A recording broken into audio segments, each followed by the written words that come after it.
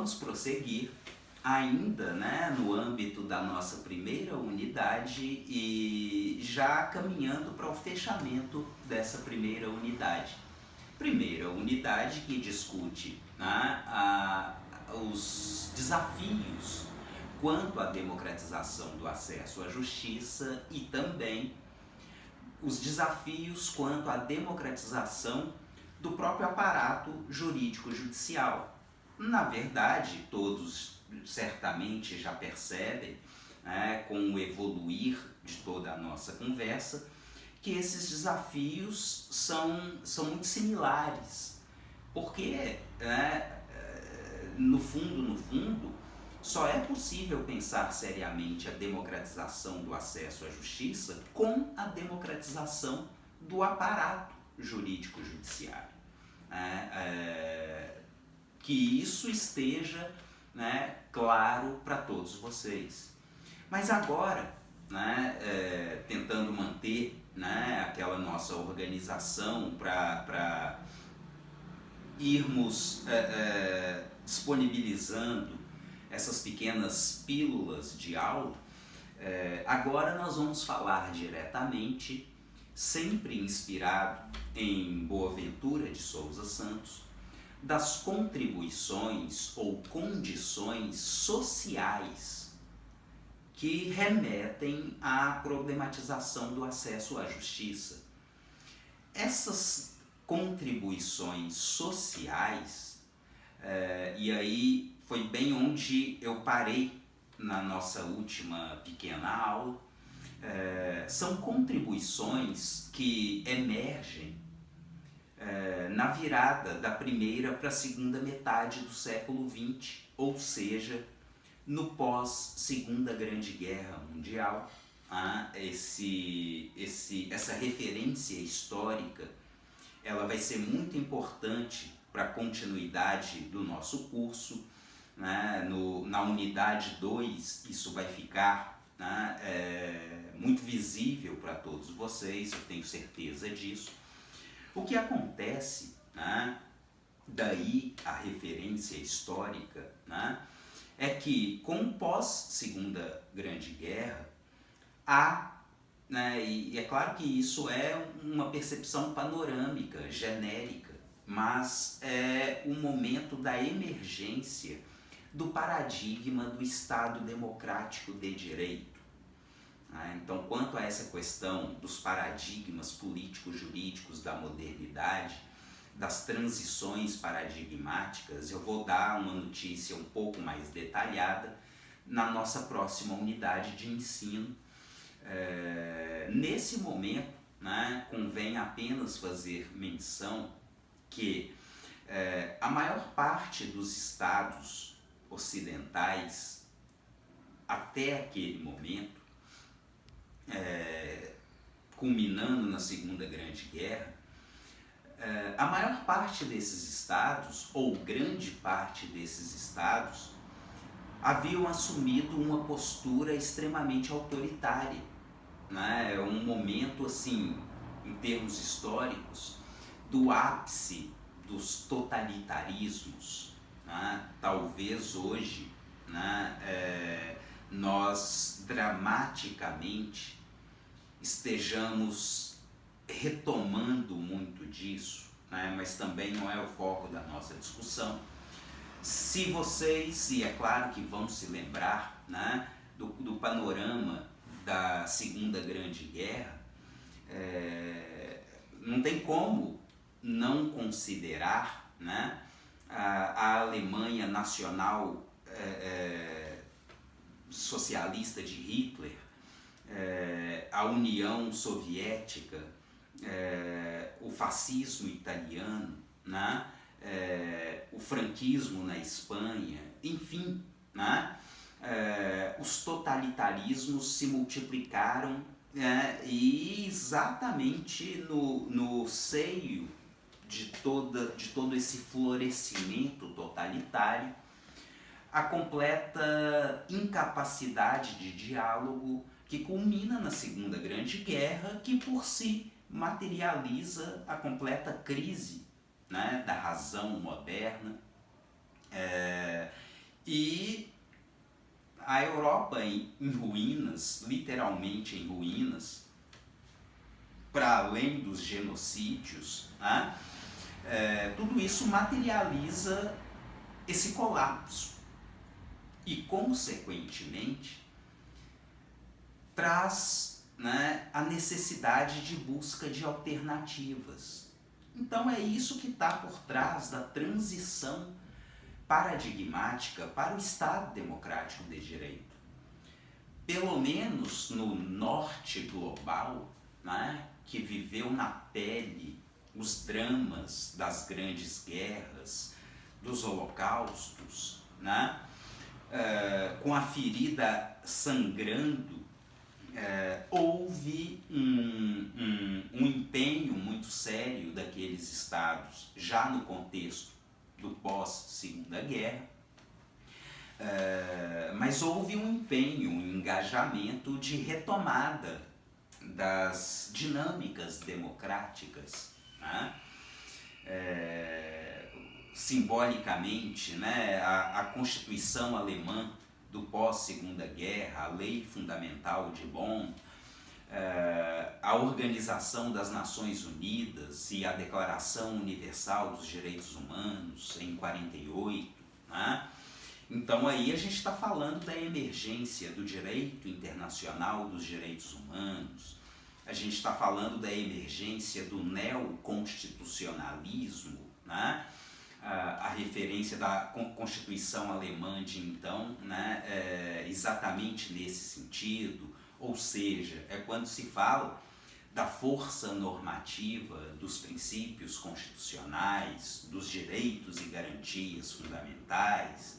Só nesse contexto histórico, as constituições finalmente e na verdade, né, de uma forma mais consistente, ainda décadas depois, é que as constituições vão ser tidas, né, como documentos estritamente jurídicos, essa ideia de força normativa, né, porque até então declarações políticas, né?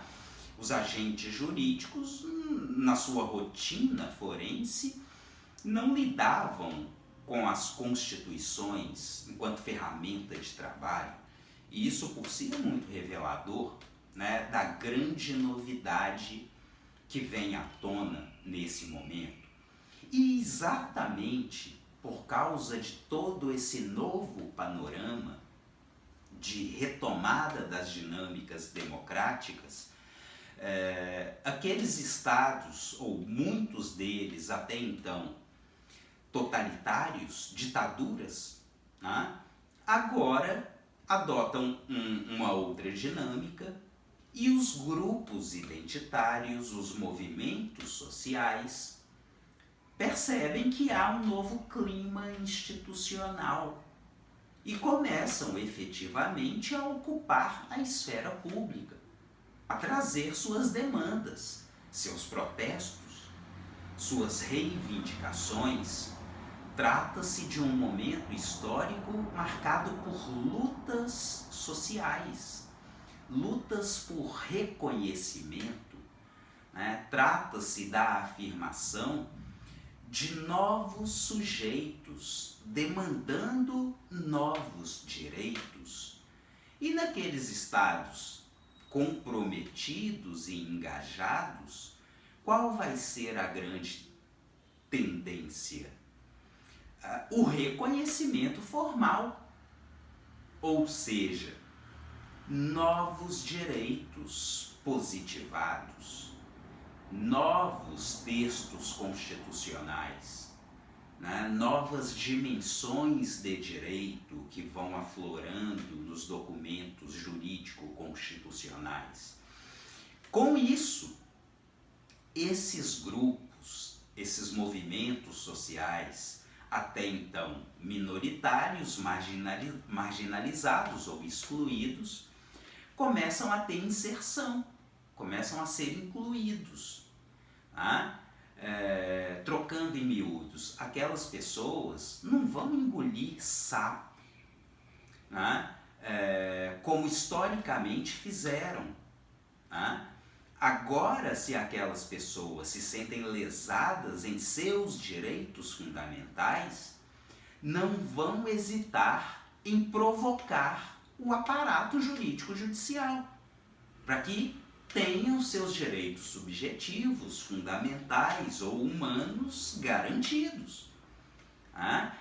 Ou seja, a partir do momento em que esses novos sujeitos têm reconhecimento formal ou novos direitos, há uma tendência, uma clara tendência de que demandem o poder judiciário, o aparato jurídico judicial, para que tenham acesso à justiça, para que tenham seus direitos subjetivos garantidos.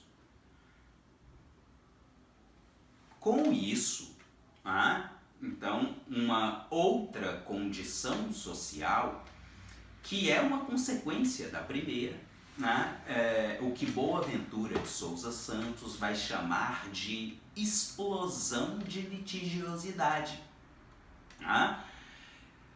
Ou seja, tradicionalmente, o aparato jurídico judicial, de uma forma mais estrita, o poder judiciário, estava acostumado a lidar com um certo volume de litigiosidade.